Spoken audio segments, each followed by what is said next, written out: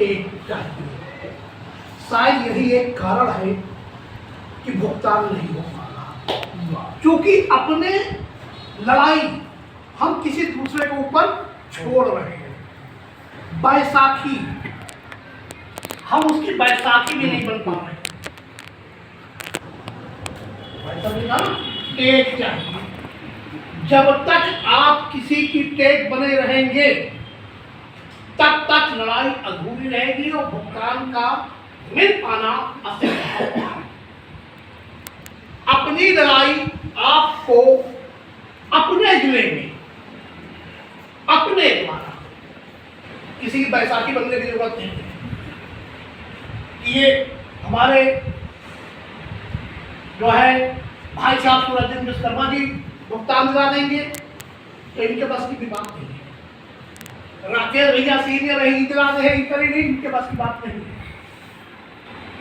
हम बोल रहे हैं हम दिला देंगे तो हमारे बस की बात नहीं है।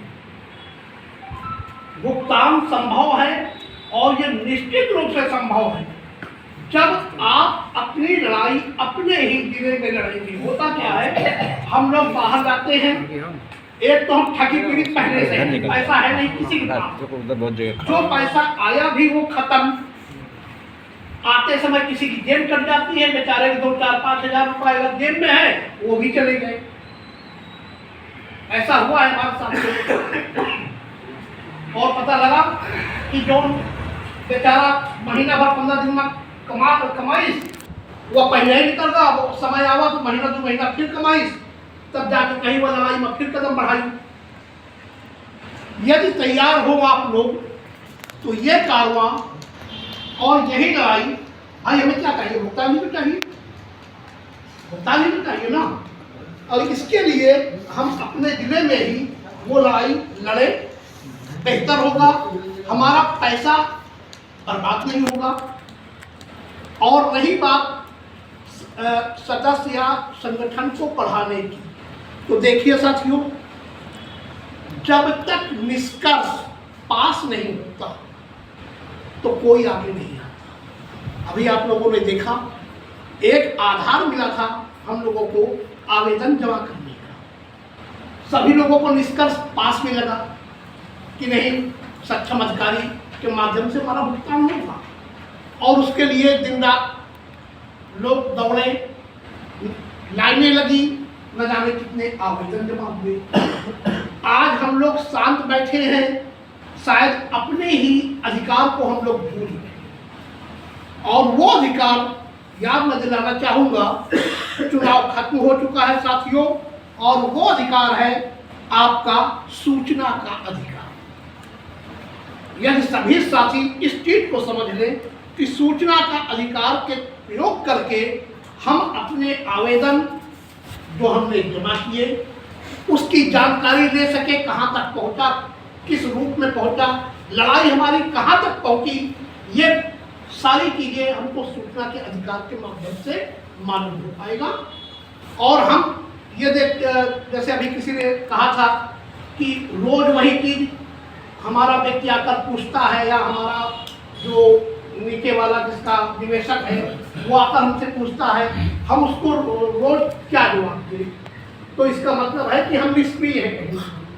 हमारी बात बुरा मत मानिएगा साथियों, क्षमा चाहूंगा, हम निष्क्रिय हैं। यदि सूचना का अधिकार का प्रयोग हम करेंगे, जो आवेदन जमा किए हैं फोटोकॉपियां आपके पास में है, कितने लोगों के पास में है फोटोकॉपियां जो आवेदन जमा किए हैं? आधे हाथ उठ रहे हैं, अभी आधे हाथ नहीं उठे।